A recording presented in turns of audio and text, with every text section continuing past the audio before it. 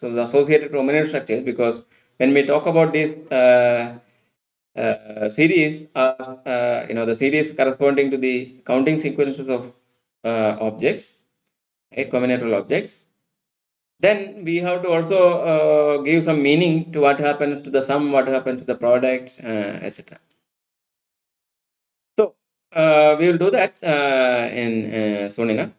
But for the time being, so we have this as a sum, and then similarly we define the product. So the product of two generated functions f and g is f dot g of x, which is summation n greater than or equal to 0, summation I equal to 0 to n, fi into g n minus I x raised to n. Okay. So the coefficient of x raised to n is summation I equal to 0 to n fi into g n minus I. Now, if you think about it, it will be kind of clear, because if you take the product of this infinite series, one can see why this should be the coefficient, right? So let us see why. So let us say that we are multiplying these two series, but now, since we are multiplying, series which are like kind of extensions of polynomials, we have only non-negative powers, right? Exponents are non-negative. Now, if I have non-negative exponents, when I take the product, the exponent can only increase; it cannot decrease, right? So therefore, if I am going to look at the coefficient of x raised to n for a fixed n, I never have to look at terms whose coefficient are going to be larger than terms whose exponent is going to be larger than n, right? Because it is never going to contribute to the coefficient of x raised to n in the product.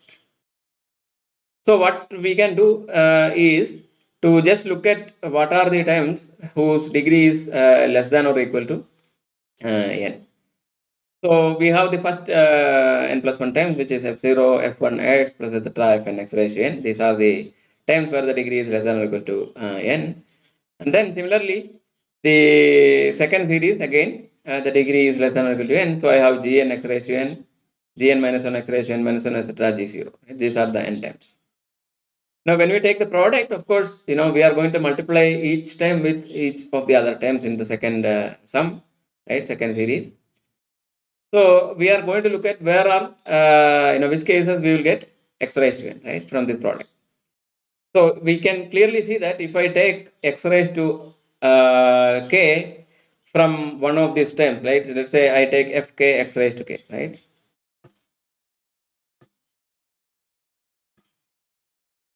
Right, something like fk x raised to k I take, then since I have x raised to k, to make it x raised to n, I have to take x raised to n minus k, right? And the only term that I can multiply it with is in the second series, which is g n minus k x raised to n minus k, right? So now we can see why the previous sum makes sense. So I have f0, then I have to take gn because I need x raised to n. If I take f1, I have to take gn minus 1 because I have to get x into xn minus 1, which will be x raised to n.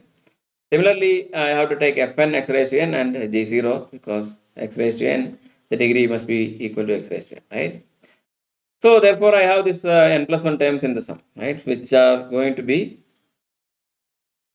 summation I equal to 0 to n fi into gn minus I, right? So these are the n plus 1 terms, and their sum is going to give me the coefficient of x raised to n in the products, and that is precisely what we have written. So that is our product of two formal power series. Of course, we can extend this to more number. I mean, you can just take the thing and do it easily. Now, as we mentioned, the formal power series forms a ring, right? It has a ring structure. So the k, from which we take the coefficient can be a ring of coefficients. Now, the ring of coefficients, we usually consider it to be a field because it will give better nice properties for us. And for most of the purposes, we will assume that it contains q, right? So we will take only q, r, or c. When it does not contain Q, we have to assume some other, or we are looking at other type of fields. We have to look at some other, we have to be more careful. That is we will not go into details why. Now, we denote by K double square bracket X to denote the ring of formal power series. Because K square bracket X we use to denote the polynomial ring, right, over K, right? So K is a field. K square bracket X is usually used to denote the one variable polynomial ring over the field K, right? Now, what is this ring of formal power series? So as we know, the power series is in one-to-one correspondence with an infinite sequence, right? So basically, a power series is a sequence of elements from K itself, right? So therefore, basically, what we are going to look at is the infinite sequence K raised to n, right? Which is the which is the functions from n to k, right? So K raised to n is the set of all functions from n to k, and this is precisely what we are talking about when we say K double bracket x. Now, to represent this, what we are going to do is to, take this infinite sequence. We are going to write it as summation fn x raised to n, right? This is only, a way to represent. What we really want to work with is this, right?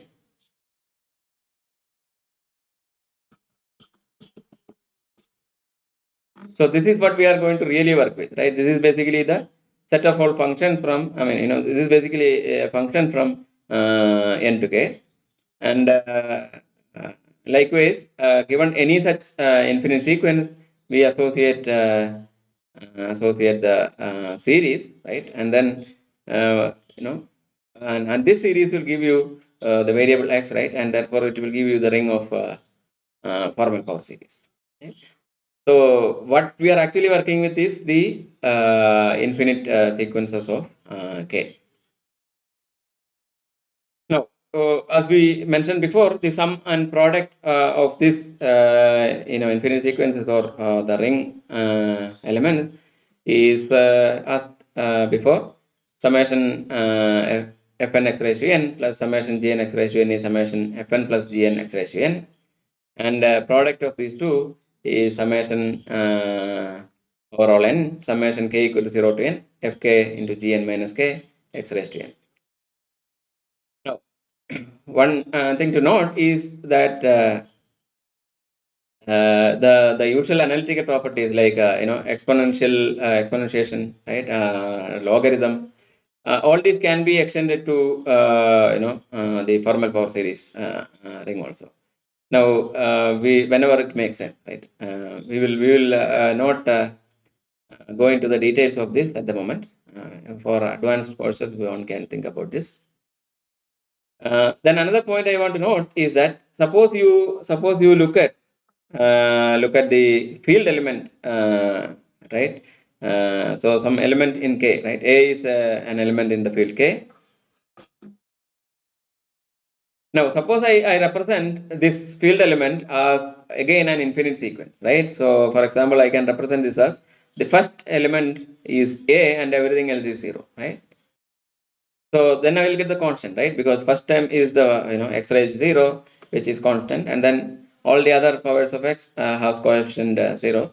Therefore, I get the constant A. So if I represent A as this infinite sequence, where the first every other term other than the first term is 0, then I can see that the polynomial ring k of x is basically contained in the ring of the formal power series ring, right? Because we can just associate now the polynomial ring, right? So a polynomial ring, we have a finite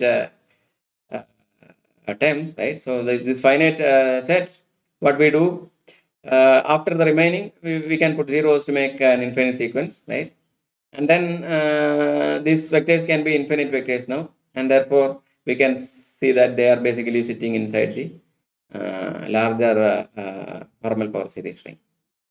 And if you just look at the addition and scalar multiplication, right? So I can define now the scalar multiplication as multiplication by the field element, where the field element is represented by this sequence A, 0, 0, etc. So I have the corresponding series, right? Summation, overall this thing, right? A plus everything else is 0, right? So then I can define the product of these two power series, and this is basically the product by the field element, and this will be the scalar multiplication, right? So now I have the scalar multiplication and the sum. One can show that there is a vector space structure over K for the power series ring, and then once you extend it with the product, it will lose some nice properties and it will become just a ring. So, well, we will not discuss any of this further. So, let us try to see how to use these things in our combinatorics. Final word that we can define other operations like derivative and all. So, how do we define the derivative? So, the formal derivative, right, of the formal power series. So again, keep in mind that we are looking at formal derivative, right? Not the actual derivative. We will not worry about whether it is continuous or like whether it is, whether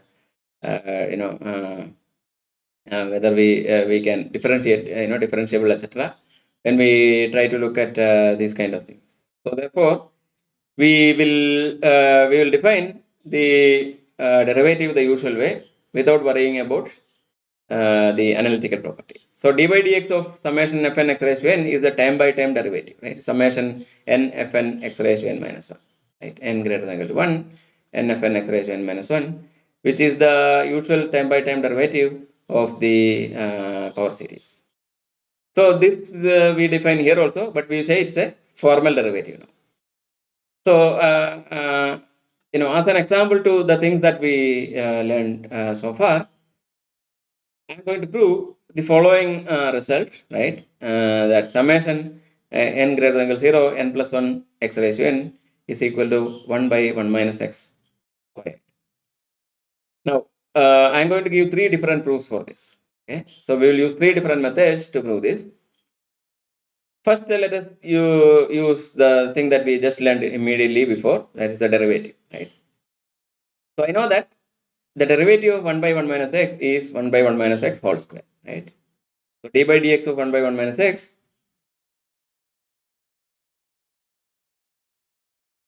is 1 by 1 minus x whole square. So I know that 1 by 1 minus x is basically the sequence summation x raised to n. Now let us take the time by time derivative of summation x raised to n, right? So I take derivative on the left as well as on the right hand side. So the differentiation of the LHS gives summation n x raised to n minus 1, n is greater than or equal to 1, right? By the definition of the derivative.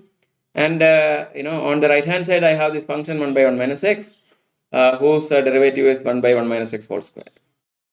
Now, what is the summation n greater than or equal to 1 n into x raised to n minus 1? If I shift the index by 1 to the left, so n, I say is n greater than or equal to 0, then I have to start from n plus 1 onwards. So I have summation n greater than or equal to 0, n plus 1 x raised to n. This is identical. And therefore, I have the proof, right? Summation n plus 1 x raised to n is 1 by 1 minus x whole square. So this is the first proof. Now let us look at another way to prove this. Okay. So we have defined the product of the analytic function before. So let us try to use that. So I know that 1 by 1 minus x whole square is 1 by 1 minus x into 1 by 1 minus x.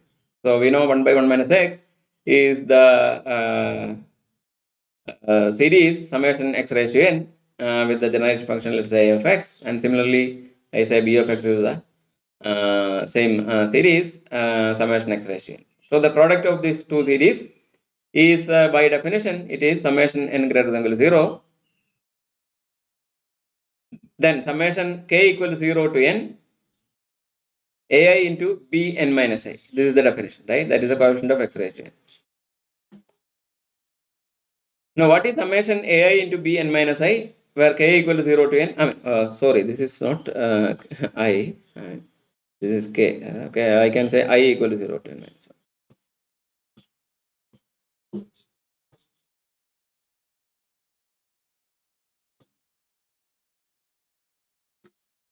Right? Summation I equal to 0 to n ai into b n minus I x raised to n. Right? So, what is the coefficient of x raised to n here?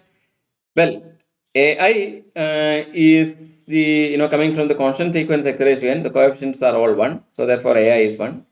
And similarly, bn minus I is also 1. Right? So therefore, ai into bn minus I is 1 into 1, which is 1. So I am going to add I equal to 0 to n. Everything is 1, right? So how many terms are here? There are exactly n plus 1 terms. So n plus 1 once if I add, I will get n plus 1. So the coefficient of x raised to n is n plus 1. So I get summation n plus 1 x raised to n. Right? This is the product, and that product is precisely 1 by 1 minus x whole square, because it is a of x into b of x.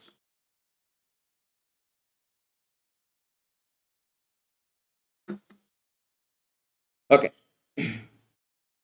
Now I am going to give a third proof, and this time we want to use the generalized binomial coefficient. Okay. So 1 by 1 minus x whole square I can write as 1 minus x whole ratio minus 2, right? So 1 by 1 minus x whole square is 1 minus x whole ratio minus 2. Minus 2 is a real number, so I have minus 2 choose n, right? And summation minus 2 choose n, and then minus x whole ratio n, right? Which is 1 plus x, because 1 minus x. And minus 2 choose n. What is minus 2 choose n? It is minus 2 into minus 3, etc. Minus of n plus 1 divided by n factorial. Now, on the top, you have minus 1 whole ratio n times n plus 1 factorial. And cancelling n factorial, I will get minus 1 whole ratio n into n plus 1. Now, I substituted here minus 1 whole ratio n plus 1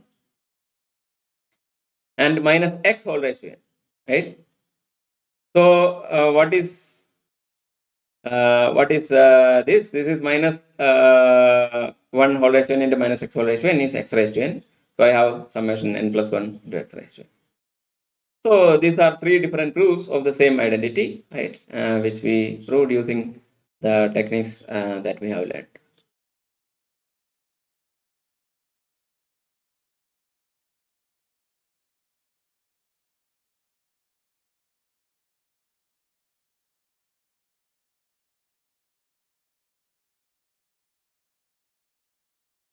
Okay. Now we want to look at some applications of this formal power series that we have learned, and one of the places where we can use is to use this to solve recursion relations, right? So the recursive equations. So what is the recursion relation? So we already saw this before. So we have some let's say unknown quantities, right? Say a1, a2, etc. It's a sequence of unknown quantities, right? Unknown numbers, let's say. Now we want to represent, let's say, an, right? So when we say an is given as a recursive formula, it is basically an expression of the following form. That is, an is written as a function of the previous values, right, of ai, which is a0, a1, etc., n minus 1, and possibly also of n. Okay, so an can be written as a function of n and the values that has appeared before, and you may not have to use all of them. Maybe some of them is fine, right? I can write an as a function of just n minus 1, right? An minus 1, or I can just write as a function of n and an minus 1 and an minus 2, right? So these are possible. So if I can write an as a function of these previous values, then we say it is a recursive formula for an. Now, we usually will also be given some initial condition, because when we have an is written as the previous times, we need to see what are these unknowns in the, at least the beginning few times.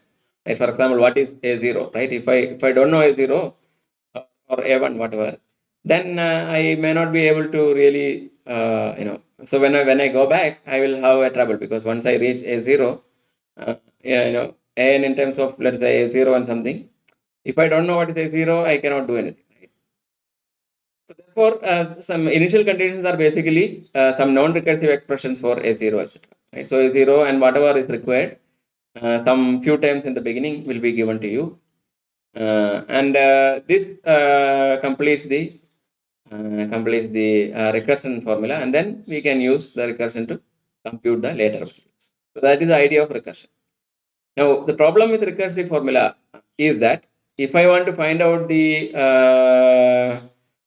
10,000th time, right, or like 2,549th time, then I have to compute all the previous values, right, up to 2,400 and I don't know what was I saying, 48, right? So all the previous times I might have to compute before I can find out what is this AN. Now, this may be an unnecessarily work, right? Because often, it is the case that we only need to know what is the value of, let's say, A 10,000, right? After 10,000 steps, what has happened? That's what we want to know. But why are we finding out all the previous 9,999 values, right? We don't really need them. So, to do away with this kind of work, one can try to use to put this recursion formula and then try to come up with a nice function to represent A. And for that, these methods that we are going to learn from the power series, formal power series, will be very useful. So let us see some example with some definition. So we want to solve recurrence relation. Okay. So the first problem we want to look at is the following. So let us say that there are five people, start a new religion. Okay. So what they do is that they start wearing blue t-shirts all the time, and then they said, okay, we believe in the blue goddess. Now, what does this goddess say that? So she says that all the worshippers must wear blue t-shirts, and if they don't do that, they will not get heaven, right? They will not get entry to heaven. Now, every day, what the devotees do is that they spend time to spread the word, right? They will basically try to convert other people to their religion. So they will convince others to join them. So let us assume that they convince two others every day, right? And once they convince, they immediately join the religion and start wearing the blue t-shirts. And the next morning onwards, they start spreading the religion, right? Again. Now, so what we will also assume that every day one person will stop believing it, right? So now, after n days, we want to know how many people are there in the religion, right? So we want to know only what happens after, let's say, n is equal to 100 or n is equal to 70, right? So after these many days, how many people are there in the religion? Now, can you form a recursive formula for this from the given information, right? So we have given all the information required. Now, a nice exercise will be to form yourself a recursive formula. So we can start assuming that an denotes the number of devotees after n days. So then what is a recursive formula for an? Okay, so you think about it for some time and then continue. So what is given to us is that five people start wearing t-shirts. So therefore, initially there are five people. So therefore, A0 is 5. Right. So this is very clear. Now, since there are exactly 5 people in the first day, they start spreading the religion to two others. Right. So by the evening, they must have converted. Each of them converted 2. So therefore, 10 more people. So 10 plus 5, which is 15 people have been converted after the end of the day. Now, we know that every day one person will stop believing, so therefore one person will lose his belief by the end of the day again. So how many people will be there in the next day morning? Next day morning there will be exactly 14 people, right? So this you can see, and then it tells us something else, right? So we can now form the recursion relation as follows. We know that if there are exactly let's say an people or n minus 1 people at the morning, right? Then by the end of the day, how many people will be there? Each of the an persons will convince, right, twice that many people. So I will get 2 times an more believers. So this will make it 3 times an, or an minus 1, right? 3 times an minus 1. And then one person will lose belief. So therefore it is 3 times an minus 1 minus 1. So end of the day, right? End of the n minus 1th day, I have 3 times an minus 1 minus 1 persons. Now the next day morning, that is which is an, is 3 times an minus 1 minus 1. So therefore I have a recursion relation for n, and the initial condition is that a0 is 5, right? So that is where we start. And as we computed, a1 is 14. Now we can clearly see what is a2, because it is 3 times 14 minus 1, which is 42 minus 1, 41. And then therefore we have the counting sequence, right? Associated counting sequence, the number of devotees after n days is an is equal to 5, 14, 41, etc. Right?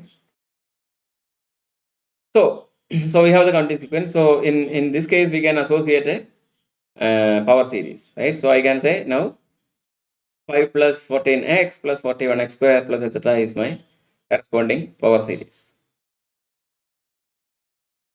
So I have done that. So I have written a of x is equal to summation a n x raised to n, which is equal to 5 plus 14x plus etc.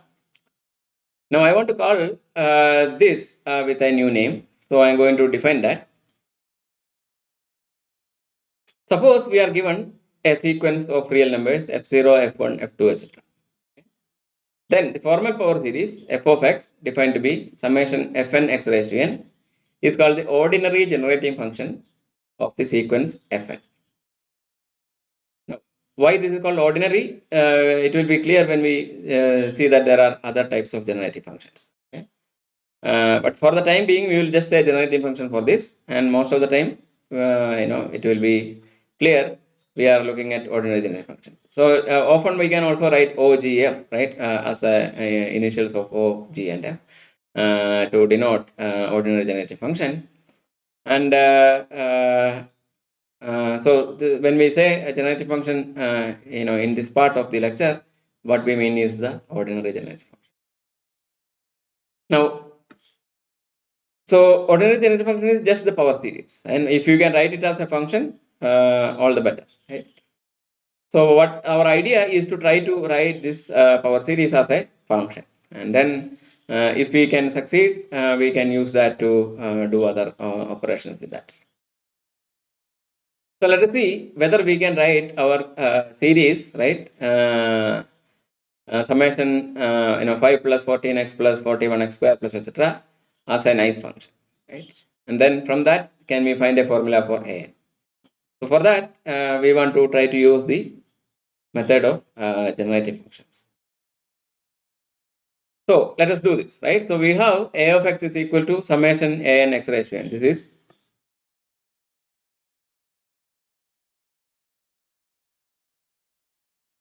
This is something that we have, right? And we have an, the recursion relation is an is equal to 3 into an minus 1 minus 1. Right? We also have the initial condition a0 is 5. Right?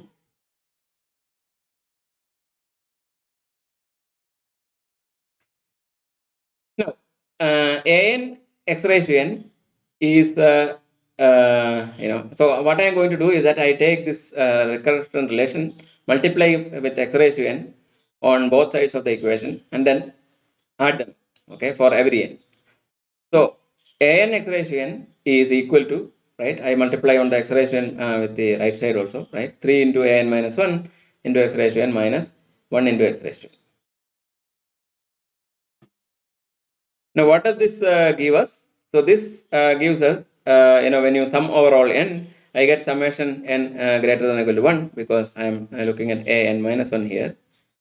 So because we start from a0, I need to make sure that summation takes care of this index also, right? So therefore, I sum from n greater than or equal to 1, a n x raised to n is equal to 3 into summation n greater than or equal to 1, a n minus 1 x raised to n minus summation x raised to n, right?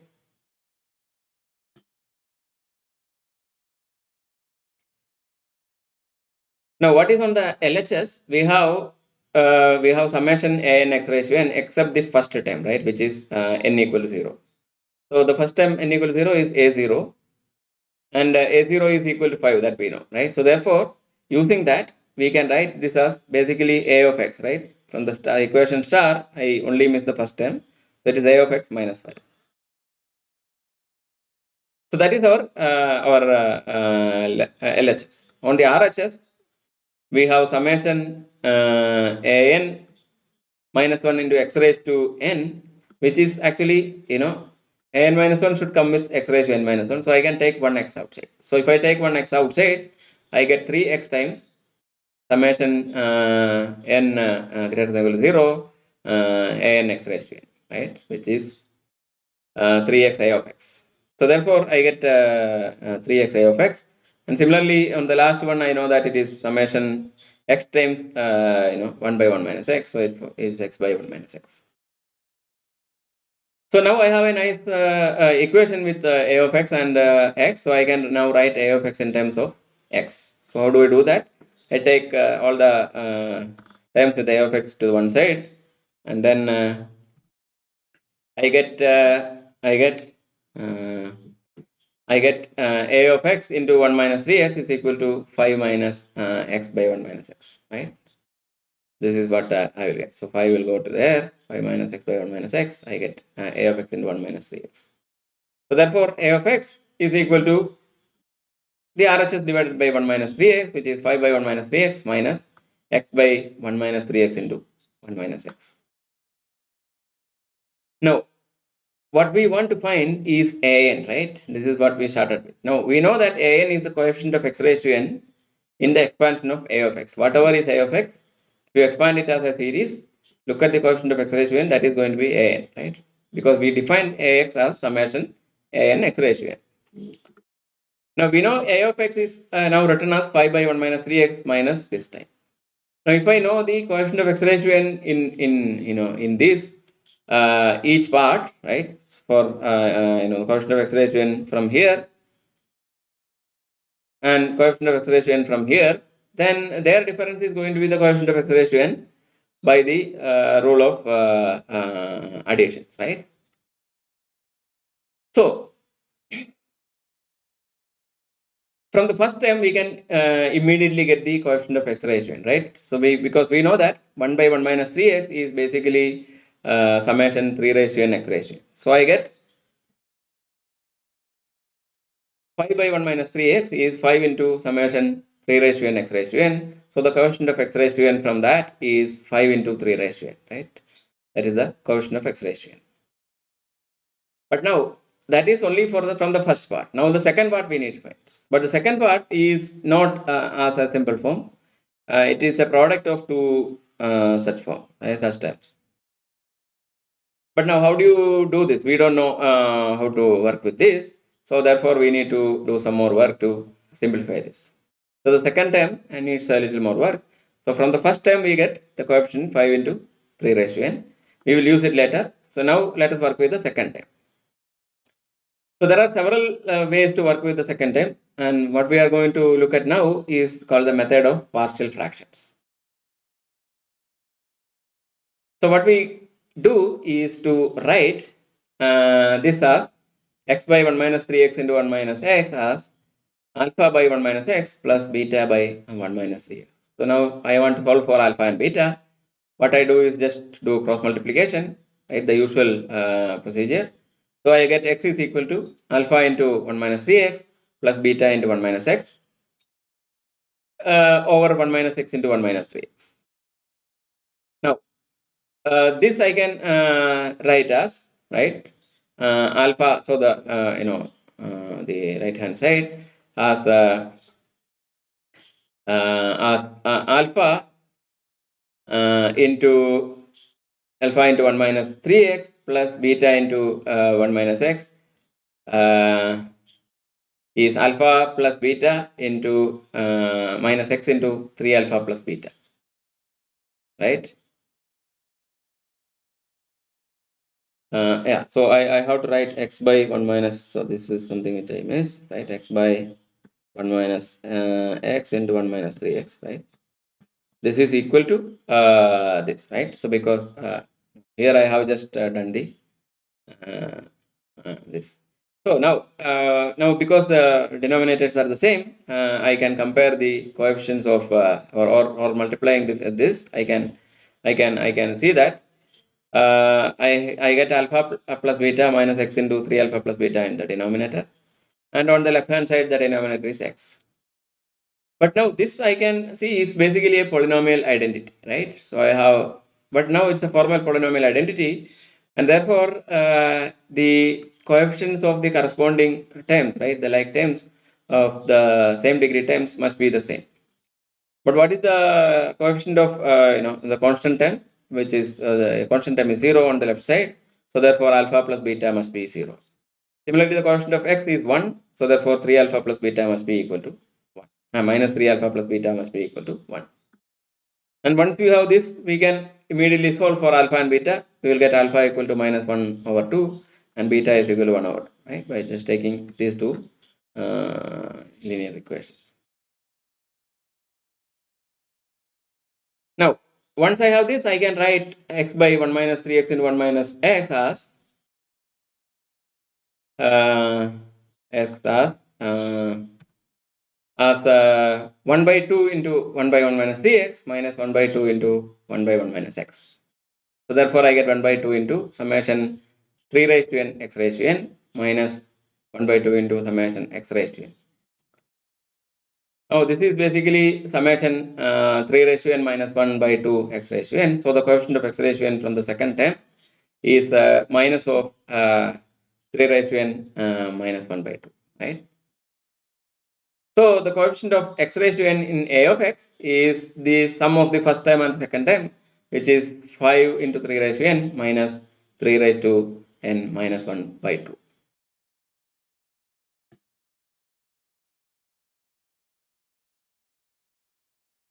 Now, what is this? This is precisely the term an, right? The nth term, which is the number of devotees after n days,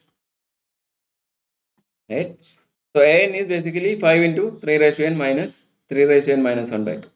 Now let us verify whether what we calculated, right, the formula for an as true. So let us say that n is equal to 0. N is equal to 0. I will get 5 into 1 minus 1 minus 1 by 2, which is 5 itself. So a0 is 5. And what is a1? A1 is a1 is 14 we know, but let us verify. When n is equal to 1, I get 5 into 3, which is 15, minus 3 raised to n, which is 3 minus 1, which is 2 by 2, which is 1. So 15 minus 1, which is 14. Then what is A3? A3, A2, right? This is A2. A2, we need to find out. So n is equal to 2. I will get 5 into 3 square, which is 45, minus 3 square, which is 9 minus 1, 8 by 2, which is 4. So 45 minus 4, which is 41.